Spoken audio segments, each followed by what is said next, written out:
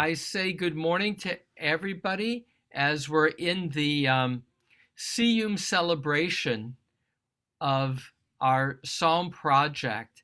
And our guest this morning from Yerushalayim is Rabbi Benjamin Siegel, whose book on Psalms was a companion for me these last 16 months. I'm showing that it's thick as well as having a pretty cover. Big And print. yeah, and a print that was a separate book. Um, I won't get distracted to pull down the book that. The other books, yeah, they're more.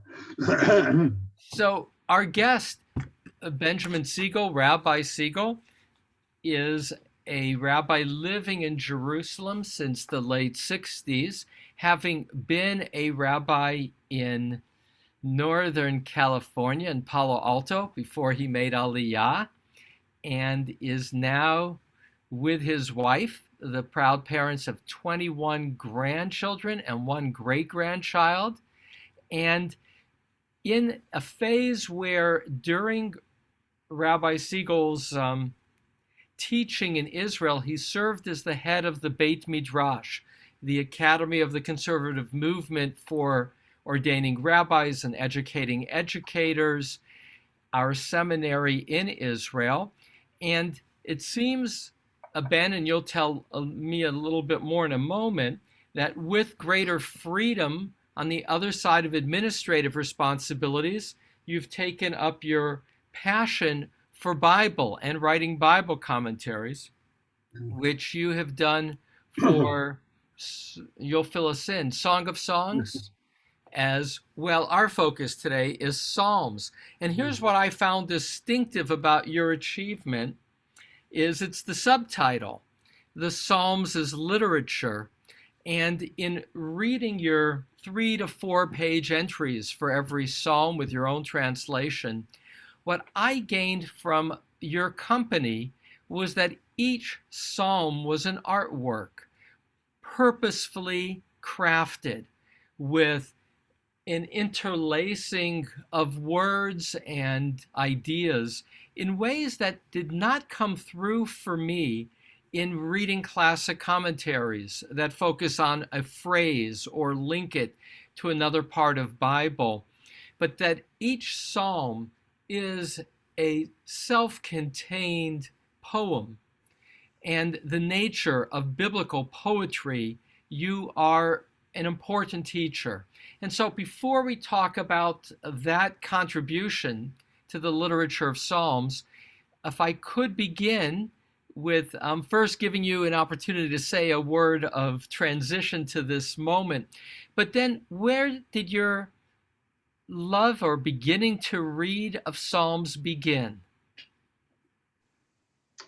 All right, that involves a bit of biography, so that's wonderful. I first I went to the University of Pennsylvania, and I was blessed to study with the late Rabbi, Dr. Professor Moshe Greenberg, one of the greatest scholars and teachers of Bible of the century, last century. Just incredible experience. I did that in preparation. I knew I wanted to be a rabbi at that point, and we went to rabbinical school. By way of biography, as I graduated rabbinical school, I had 3 interests and had 3 major kinds of offers. One was to be an educator, take a Camp Ramah, which was a passion. That's where I grew up, and that's where I met my wife. And the second was a pulpit, which I eventually took in Palo Alto. And the third was to finish a doctorate and essentially be the UJ's, but it's not called UJ anymore. It's a AJU, what? American Jewish University. AJU now, to be their Bible person as they were starting. The choice to not do Bible really had to do with the fact that I was committed to Aliyah. And of all things, Israel did not need another Bible professor. And so I chose the pulpit for all sorts of reasons. It turns out to be a very successful track towards Aliyah. At any rate, so I didn't pursue the Bible as a profession. Next story, which this is not relevant so much, except everyone should hear it and learn if you ever taught anything. In one of my years at JTS, Jewish Theological Seminary, songs with Robert Gordis, who had written on the subject, one of the great Bible scholars also of his day. And I disagreed with him from A to Z. My instinct was he, like most people in his time, and many to this day, believed the Song of Songs is a collection of poems. I think it was totally wrong.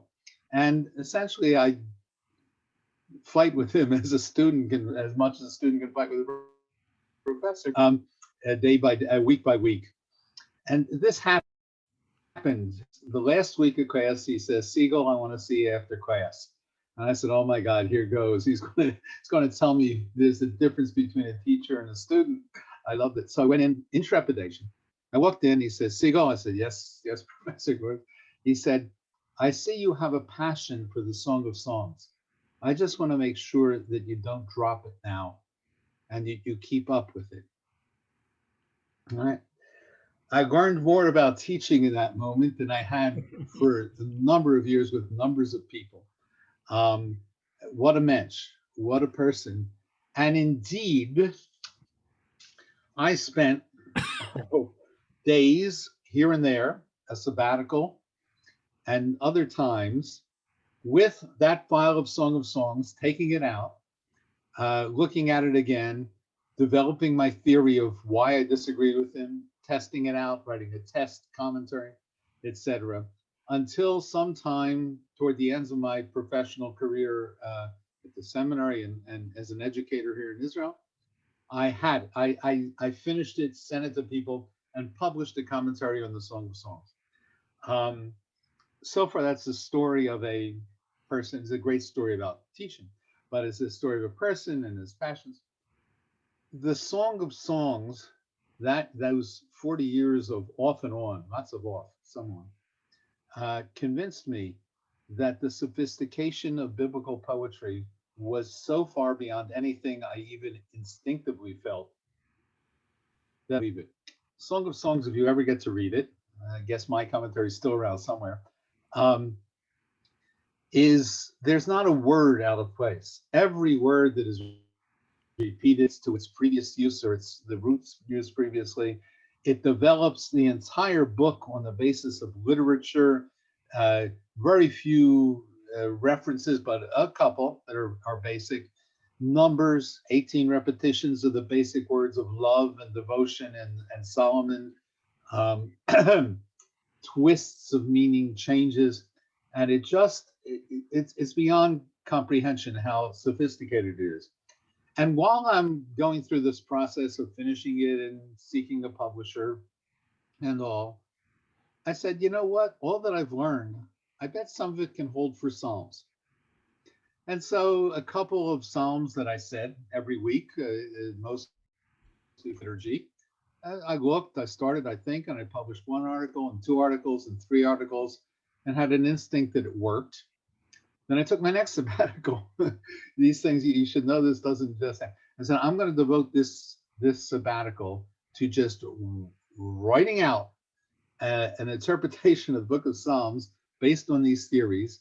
And I hope to get done 15 or 20.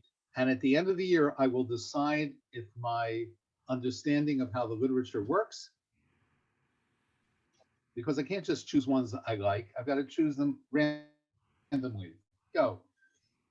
By the end of that year, I decided, oh, wow. And indeed, I went back and pursued the Book of Psalms. The commentary took me about 5 years to write. And Ironman has just been rolling from that after Psalms, Ecclesiastes, and Ruth. And with the help of God, we'll get up in another stage in another year with the publication of Esther. So I feel that's how it happened. Just very, very rolling on. The literary approach to Psalms, to literature, to biblical poetry, is found among Christian Bible commentators, some of them. not many, but some. And a very few of them also are willing to interpret the Bible in non-Christological terms. Don't find Jesus every other line, or as one commentary I remember when the psalm said, don't blame this psalm for not reaching a conclusion. They were born before the solution had reached the world, and Jesus was born. that's the way you can understand the psalm. But but that's the way I did it. It is a passion. It remains a passion. This isn't this isn't ego digging into ego. I tell you that every once in a while I go back and I just pick this up. I have it next to me now also to pick up this commentary and do it the way I think anyone should do it. And that is I read a psalm, and I look again to see what I saw in it, and then think and try to relate to it. Never more than one a week. Never more than one a week. And it is incredible literature. It is just so exciting. Yeah, Elia, later remind me. I'll get back to also how I think they were written in such a good manner. But Well, the complexity. that's the natural next piece to describe, and I have done a good deal of reading preparing for tomorrow, my closing session. And what I'm curious about and don't have a handle on is this combination of what prompted the writing. If there was guilds, and what's your sense, and mostly how did it get accumulated by an editor, because it's clearly been edited. What was the process? Where was how was it harvested that the editor had before him or her this array of poems? So talk a little bit about your understanding of how psalms were written, when, and how they were harvested. Thank you. Okay. And by the way, I don't know how you guys work, but if there's a system where somebody can ask a question, I'm fine in the middle, but however you do these things. The sophistication of the Psalms, and look, you've been studying with your rabbi, that's my dream for my book, to have enough influence a rabbi to go through the Psalms as a course. I mean, this is Ellie, you are the fulfillment of the publication. Anyway, the sophistication of the Psalms, which you have confronted. I will talk a couple later if we want, favorites. Convinced me that this is great literature. How does someone get to this depth of literature? Not only that, especially the older Psalms, they find parallels to Canaanite literature, some few parallels to other international literature. They find an amazing knowledge of the Bible and all this. How did anyone get to be that smart? So we, step by step. First of all, the person who writes a psalm has to write. How many people read and wrote in antiquity? The answer is we don't know. We have no idea. Absolutely no idea. I think it's more than other people know, in Jewish terms, but you can't prove it. It's lots of literature about it and no proof. There are borrowings from Psalms to Psalm, which means they knew about the other Psalms or some of the other Psalms. Not all Psalms are borrowed. Psalm 90 doesn't, but most of them have something in common.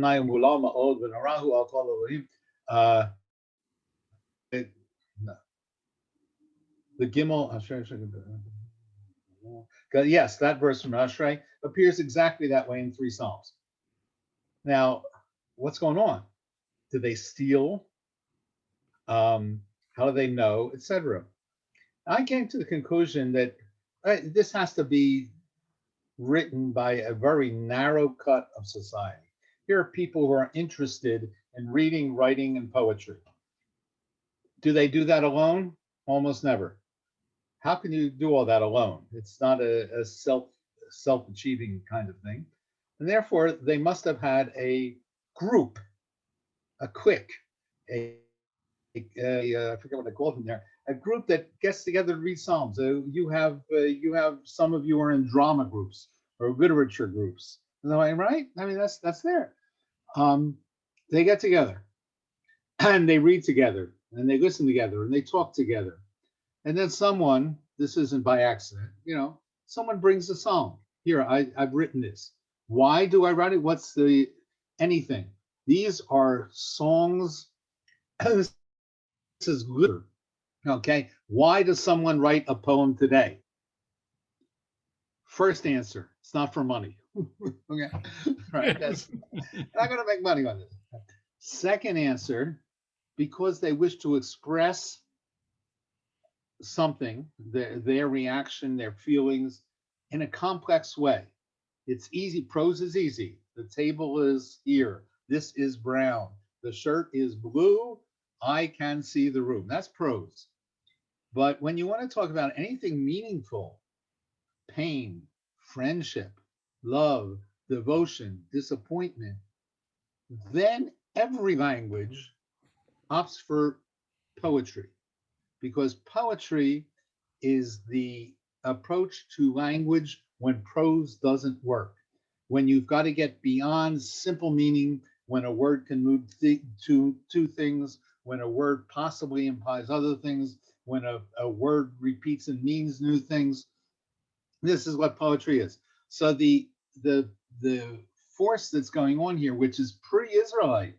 I mean, there were psalms among the Canaanites. There were psalms up there in Babylonia, poems like this in Babylonia.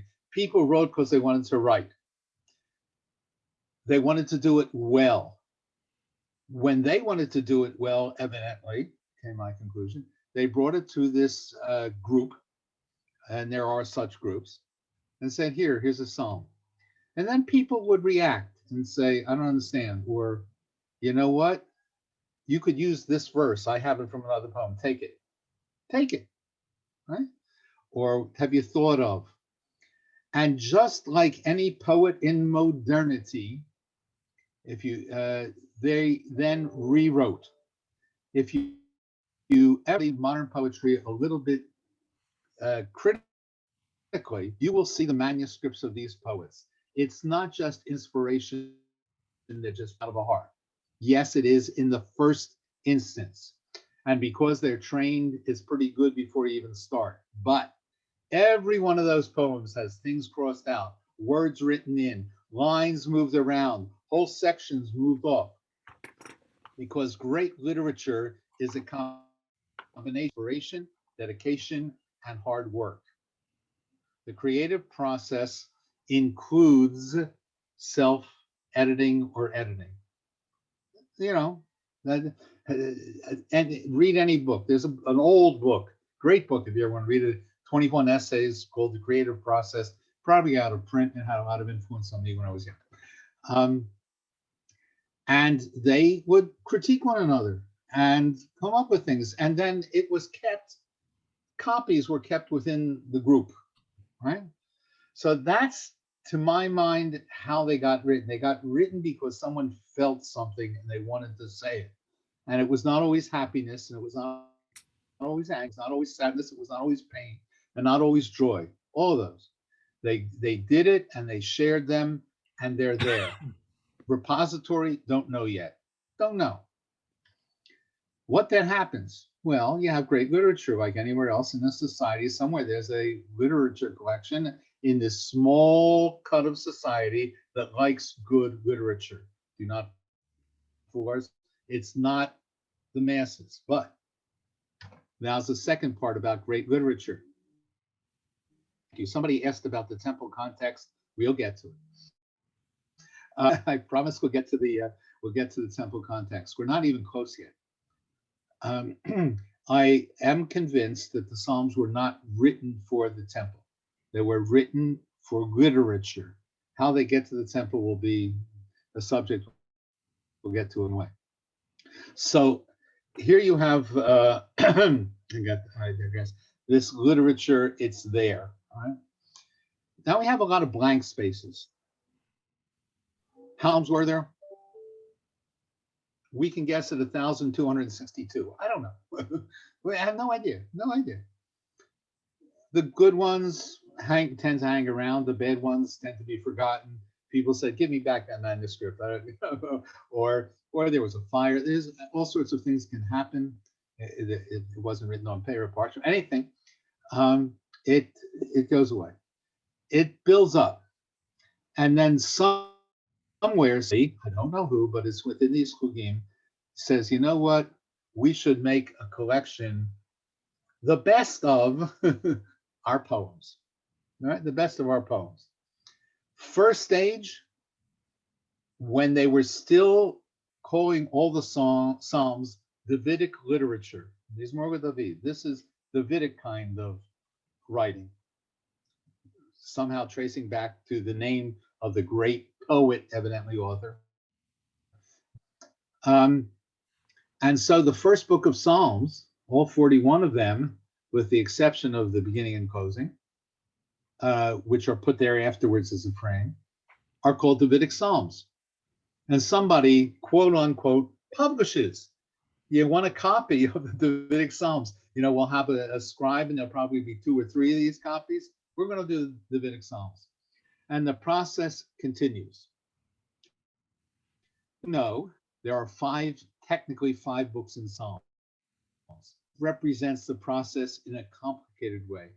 Stop me, Ellie, when I'm really I can roll on a subject forever. Really do. Just say, hey, stop.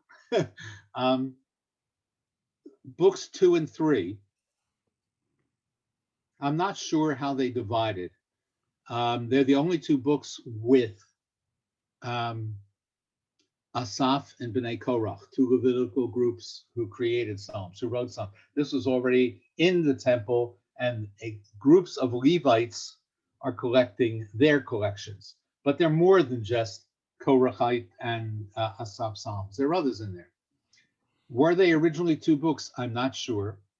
Those 2 books are just as slanted to the use of the name God, G-O-D, Elohim, as the first book is slanted to the use of the Lord's name, Yod-Heh followed by Vav-Heh.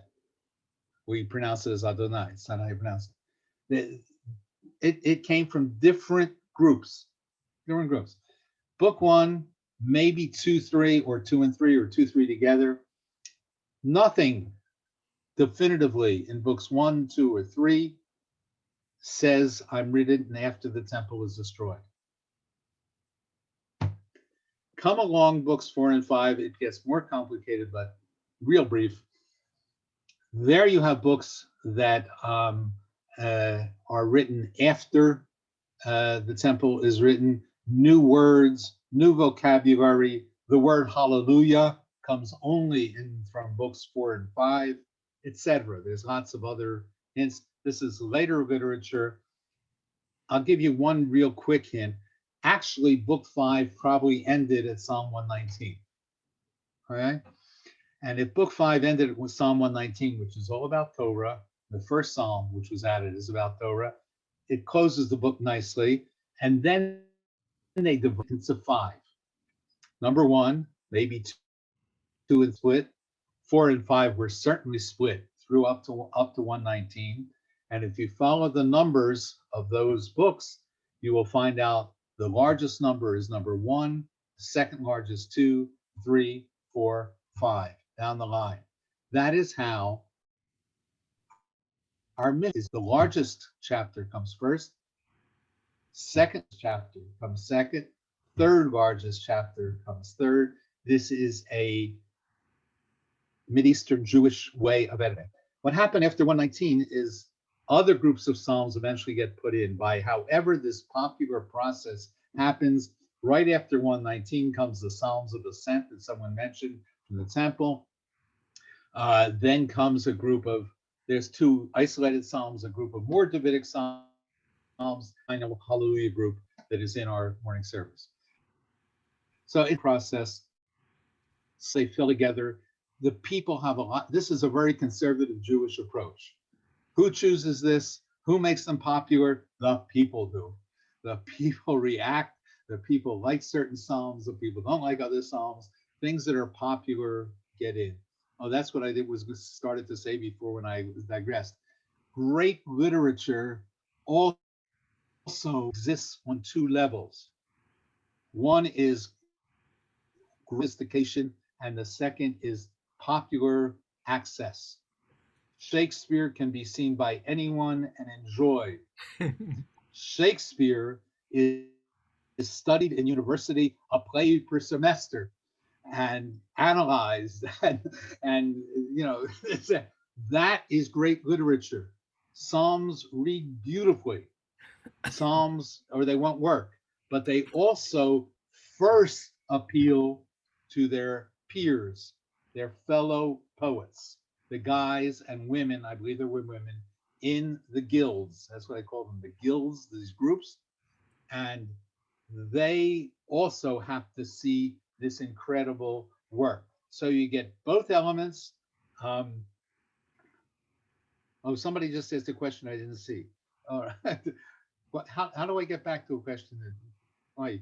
Okay, we'll get Ellie. I'm going to let you follow the questions. Okay, I don't know how to do that. So, All right. so that they got put together in a process. They're poets. They're sung. There's music all over the place. We don't know. Don't think of your songs, right? I don't know what it was. It could be something like a Turkish chant, Orient chant in your mind, a um, a recited things in two voices. We don't know what it, but they were sung. They're instruments.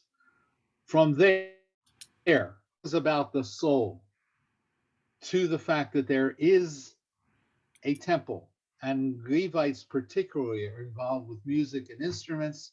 The step to taking some of these psalms into the temple is a short step, and it makes sense. To repeat, they weren't written that way. There are some of these psalms that are so painful, so bad, that they can't be for public worship. Psalm 88, if you want to go back to it sometime and look at it, it is just pure misery. The man is in total suffering the entire way. The last line of that psalm is one word: darkness. There is no way that that was written for worship. Psalm 44 is this psalm, it comes out of the Holocaust. It is so. Psalm 89 blames God, literally just points a finger at God and said, "You didn't keep your promise to David and his house." That's already as the destruction's coming. It's the last psalm in the book, in the first three books. They were not written for worship. They never made it into the worship service. Of course they didn't. But other psalms did fit, did did make it into the worship service. They weren't written for that. They weren't written for the temple. The temple is also the center of intellectual activity and writing and keeping scrolls. And so you can see how the nexus is created almost automatically.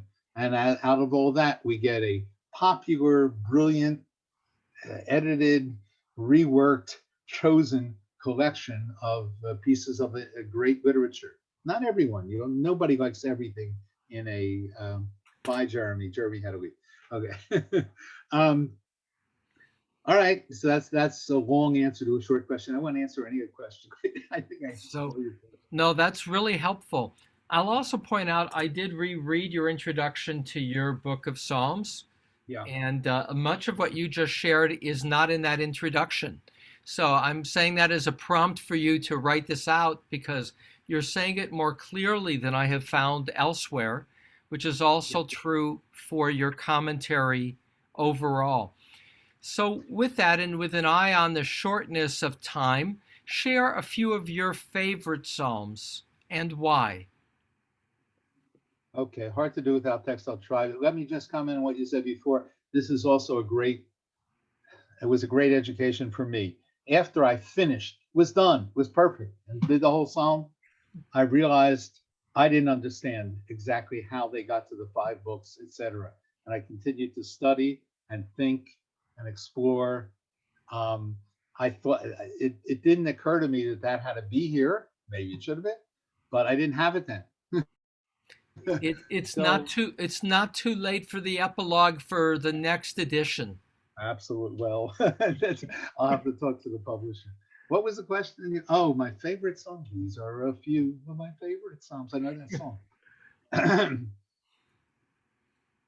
Really hard. I admit that as I take the book of the Psalms and reread it, I don't open to a psalm that I remember I like, but I open to the next one. I just keep a piece of paper in my copy and move forward to it. There's lots of things I don't keep up with enough. Um,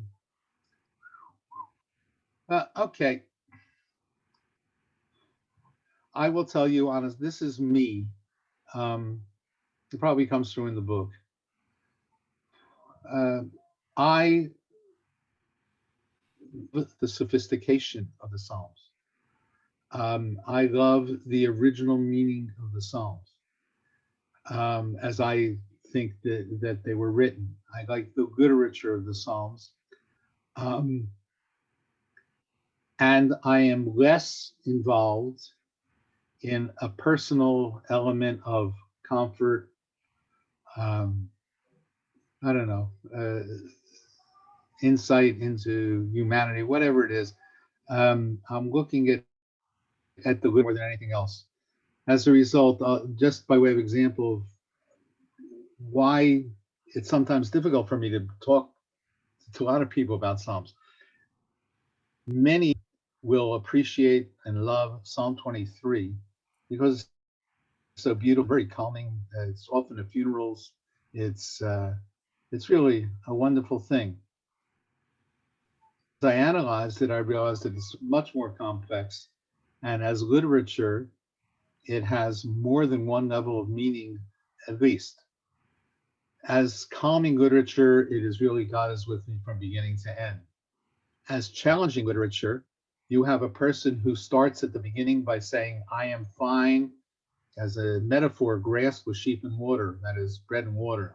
I'm fine, just surviving. I'm with God, that's fine.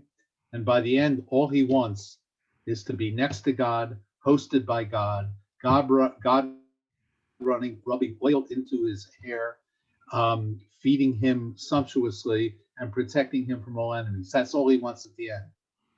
Within the period of, I don't know, 5 verses, 6, I forget how it's divided. Wow.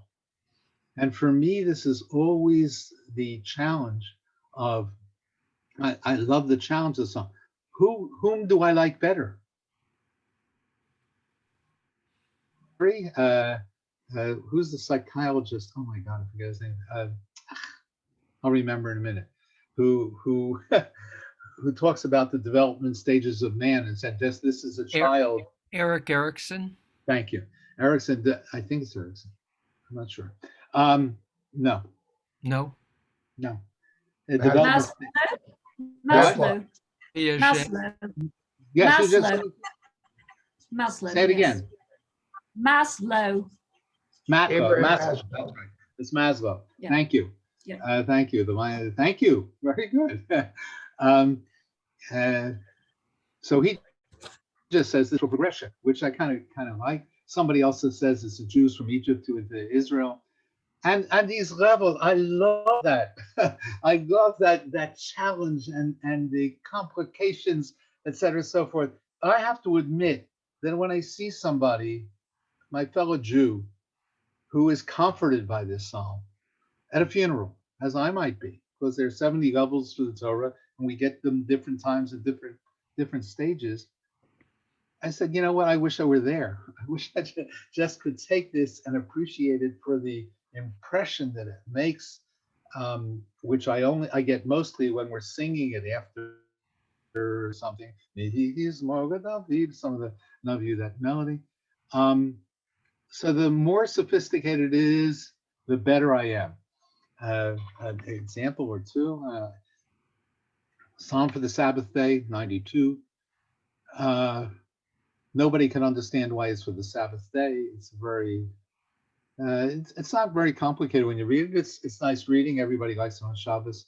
It's a psalm that's built on numbers, 7 verses before the beginning and 7 verses in the middle, and 7 verses after if you omit the title. 7, notice, and this is a song for Shabbos.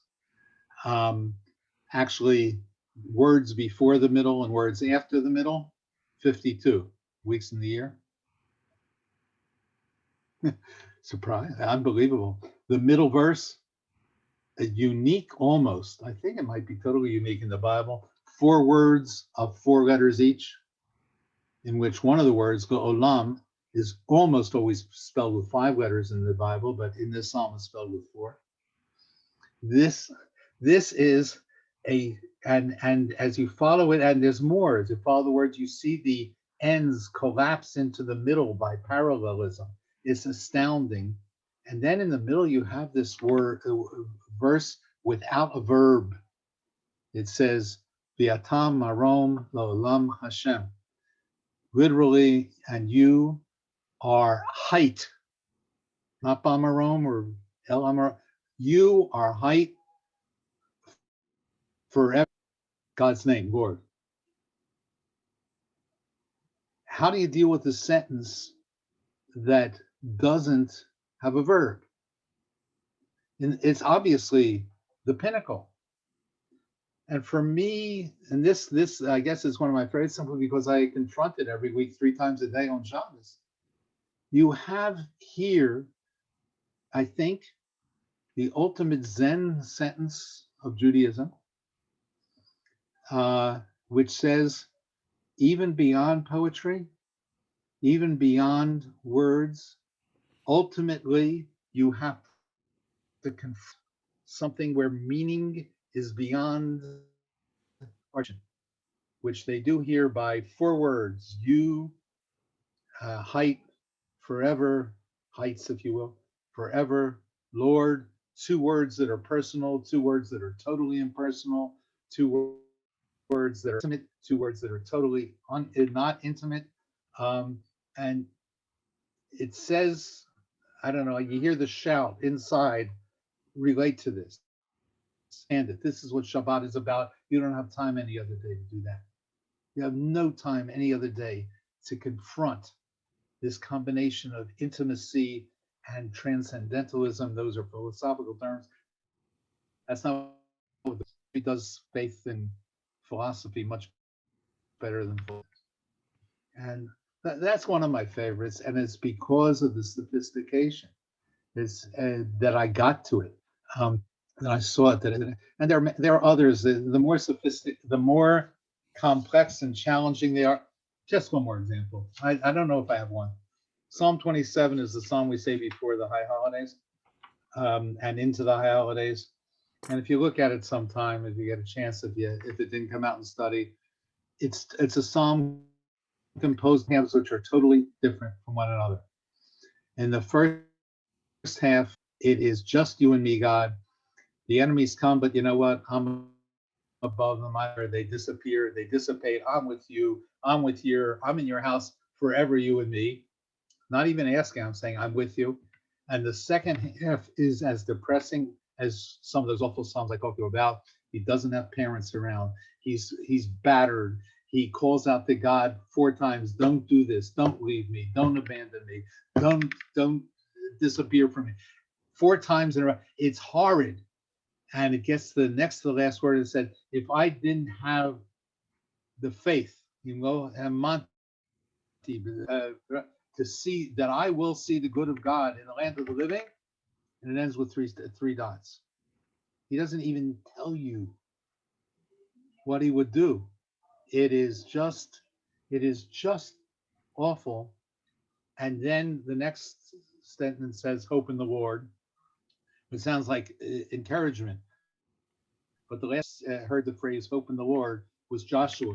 And all he had to do was conquer the entire land of Israel and make it Jewish. That's all it was. So it's a terribly difficult phrase. What do you classical critics, they cut it into 2 psalms. Oh, these are 2 psalms. They don't match. But there are 7 words that are repeated from the first half to the second. 7 is a magic number. And for me, this is a little bit Zen-like, but not.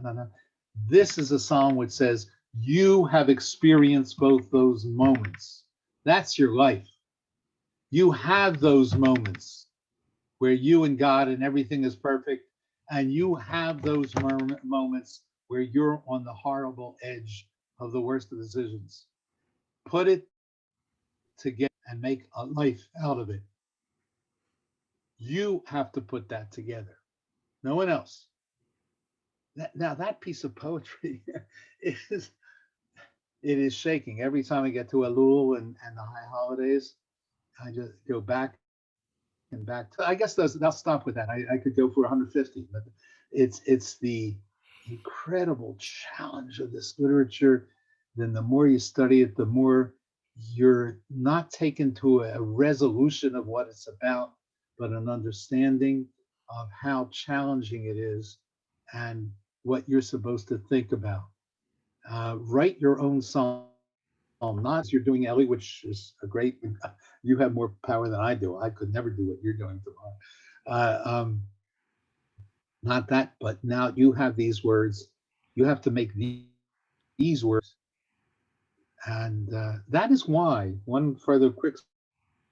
Practically every psalm is undateable and not clearly part of a specific process.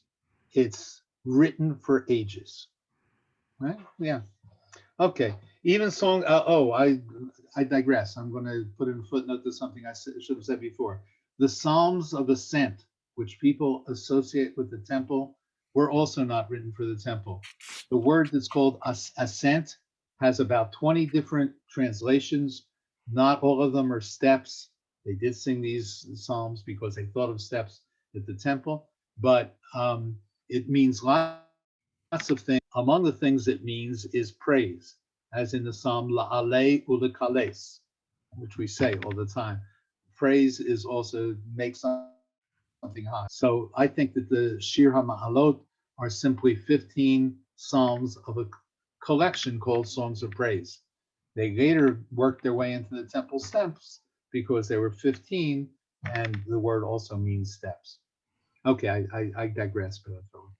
And I would assume that that's also the editing process, that because there were 15 steps, the editor picked out 15 to be identified with pilgrimage. It could very well be. So no doubt the editing process may have had, in many cases, the temple in mind. It could have, because yes, we don't know when this transition took place. Absolutely. Absolutely. And do you have a sense of when it got codified, when it, when the 5 books were pulled together? From rabbinic references and other historical references, we know that the book of Psalms was, next to the Torah, and maybe more than the Torah, the most popular book in Second Temple times. So it's going to be early within that process that it works its way into the temple. The temple becomes more important, but that builds slowly. As I've discovered this year in study in advance of Tisha B'Av, the first temple was not as important as the second temple. First temple's almost not mentioned in Lamentations. It's not mentioned in By the Rivers of Babylon. It's it's not mentioned in Psalm 48 with the glories of Jerusalem. The first temple wasn't as important, but the second temple and its grand structure, especially once Herod built it. So it's a process. That's a couple hundred years, and anybody who uses those dates is running a scam on all of you, because that's the black period of Jewish history. We don't know what happened in those years from the time the Jews are back in Israel until the Maccabees. So it's somewhere in there. I don't know. That's interesting. So the second temple is an unknown period on any detail of understanding. The first part of it, absolutely. We have no idea where the rabbis were born. They have something called the Great Assembly on Sheikh Knesset Agdallah. We don't know what it was. We have a title. What was it? They led into the rabbinate. When did rabbis take over?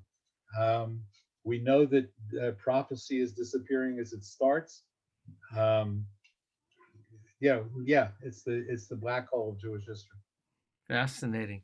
Well, let me pull together this piece just to take a see if people have a couple of questions. Yeah. Again, want to commend and why I felt you were the man I wanted to celebrate this moment with, because your presentation of Psalms as literature, as artworks, tightly woven, is a great contribution.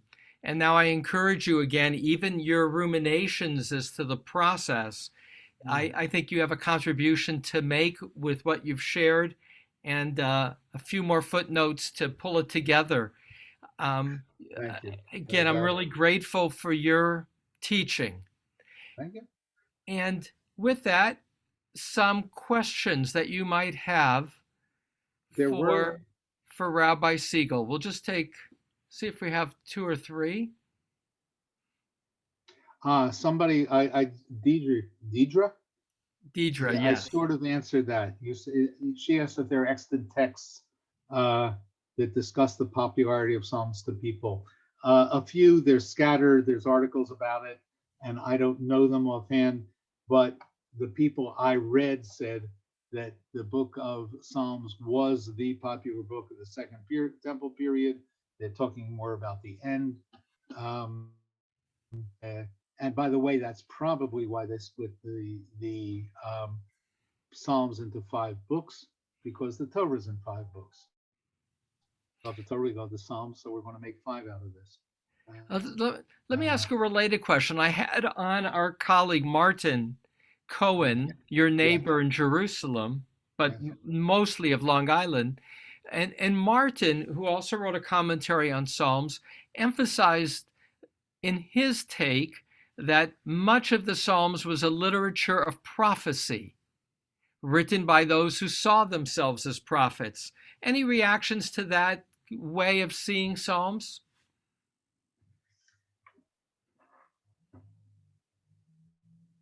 Wow. I would have to I will talk to him more about that. I read his, um, when I was reading it, I was doing a psalm by psalm. It's worth it for any of you to get his book. His take, which is wonderful, is he'll focus in on what he feels is the central question of any psalm. Play it out through the psalm with great knowledge. He's read a lot. He's a smart guy, and try to confront you with that single, which was not what I was trying to do. I was trying to do the literature, whatever number of questions were involved in it. My instinct is to say it doesn't resonate with me at all. Um, and I will have to ask him. Ellie, if you're in touch, you might know that you should know he's in the hospital at the moment. He had a bronchial infection, something, no, bacterial infection. It's pretty serious, and you might want to give a call. In Long Island or in Jerusalem? In Long Island, the bags were packed by the door. Yeah, that's right. When we spoke, he was leaving a couple days later. Yeah. Oh, thank you for I letting spoke me to him know. a day or two ago. He was in a hospital, so it doesn't look good. I Oh, mean, I think it'll work its way out, but he's not in Israel. no, well, thank you for letting me know. He was our neighbor in Orange County and very dear to me. So thank you. He has a mind so much bigger than anybody I know, including you, for sure. He absorbs anything he reads on one read. That's it. Yeah, It's just always a delight. I always give, in the last couple books, once I met him and really started to get to know him, he's one of my readers all the time. So one more question that your last comment made me think about, and that is, what can you say about the Dead Sea Scroll Psalms Yeah. with what got codified? What can we learn from the Dead Sea Scrolls about Psalms? Basically, by the time they came around, basically they're saying this book of Psalms that we have is the book of Psalms, because in all the Dead Sea literature, we have 150 Psalms, and they seem reflected every single one of them. There is another piece of literature that people have sometimes the 151st Psalm. It seems to be a fake news kind of psalm. It it has some signs to it, particularly the mix of how they're referring to God and within verses that say this couldn't have been one of those authors. So basically, it's thought that this was an imitative piece of literature. No other pieces come close. The fact is, there were more psalms. Look, Jonah has a psalm in it. The book of Jonah has a psalm in it. Hannah, the story of Hannah and the children that she's has a psalm in it. There are books that have psalms in it. Some of them in Chronicles take off of our psalms or combine to others. There was a process way beyond what we have, so it's way more than 150. But the Dead Sea Scrolls do not give testimony to anything that we could say is, this is clearly a psalm. A closer copy would be Hannah, would be Jonah, other pieces of literature like that. Thank you. One last question, and then we'll pull together our conversation. You don't have to ask a question. Say something nasty or something. Come on. So we'll begin to pull this together. And I'll say, one, this is a class that could not have happened without Zoom on two counts. One, as a pulpit rabbi, the awareness that I could teach a half-hour class because it was not worth driving to synagogue for a half-hour class. So that was the first thought. And the thought was, regarding Psalms, you shared, Ben, that you do one psalm a day. That's the nature of great poetry. One at a time is about all that's appropriate. Second part we couldn't have had is people from far and wide. And we have people on the screen. And I want to just pause and give a shout out to Marvin Rosenberg, who is a joy to have you with us, Marvin. Marvin had a car accident with lots of broken bones. This is your first time back in a number of weeks. And I know it was important for you, Marvin, to come back at the end. So welcome back. And to each of the students, Maslow, the answer, Benjamin, was provided by Irene Lancaster in Manchester, England. So, which is to say that the study by Zoom has allowed people far and wide to gather and to be able in this moment to be with you in Jerusalem and have a conversation as if you're just one of the Zoom participants is the miracle of the moment. Closing thought on Psalms for these last 16 months of COVID and looking forward with Psalms in hand. That's your closing question to kind of pull it all together. For me. Yeah. As your closing question. I'm all right. Psalms were literature of their time. I am fascinated by the attempt tomorrow to write a psalm within the style or something. It's a worthwhile exercise without a doubt. Literature. I consider myself a student. I try to study hard and be as comprehensive as I can be, but I feel like a little child when I confront this. These pieces, it's beyond awe-inspiring. I've never thought of. I've written things. I've written practically no fiction since I gave up my pretensions back at college. I was in creative writing class. But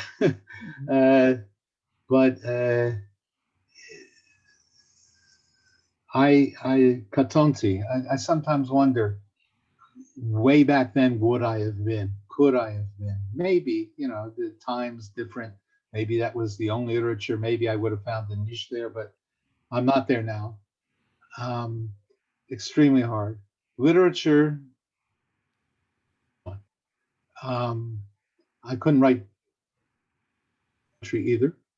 I'm not great like that. I'm not the person of literature. Um, I think my children might. My children, almost 201, are devotees, uh, if not students, and to a large degree students as well, because students as literature as student of poetry, Israeli poetry. And I think they could, more often than not, when they share something, it's a beautiful poem they found, and not. But they love to study. We do that soon too. Over Corona years, we've learned to study as a family, and we're not in the same city. Uh, I just encourage you all. First, study. It's just a wonderful thing. Just open yourself up. As long as you're open, and as long as you're willing to discover and make mistakes and feel good and feel discuss. There's nothing I study. Psalms, as I've discovered, are just worth going back to. You didn't study them. It's not. It's even a lot easier to go back to Psalms than it is to Parshat Shavua, the weekly Torah reading. But we've done that. You've done it 50 times or 100, depending how old you've been or how many often you go to shul. This.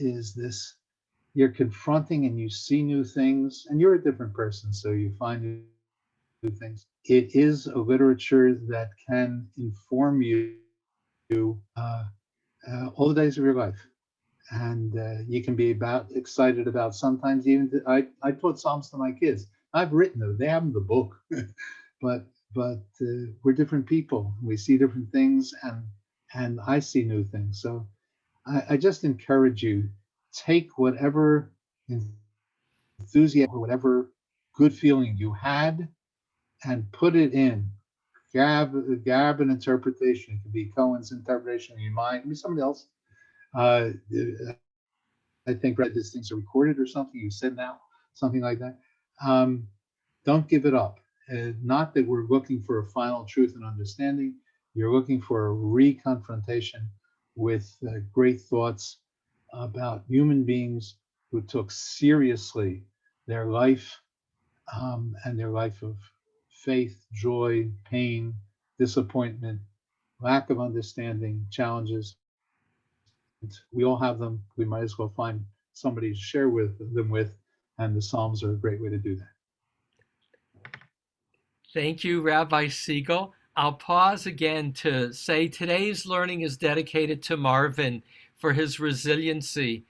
And you, Rabbi Siegel, have been such an important teacher for me and through me to others with your ability to bring to awareness what otherwise gets glossed over, and that's this remarkable artistry and tension that evokes and continues to evoke self-understanding through Psalms. Thank you. Your presence is a great gift for all of us. You get ready to go to bed. We get ready to start our day. Thank you. I will do that. Have a good day. Marvin, feel better. Stay with that, and you look fine. Okay. Be well, all of you. Thank you.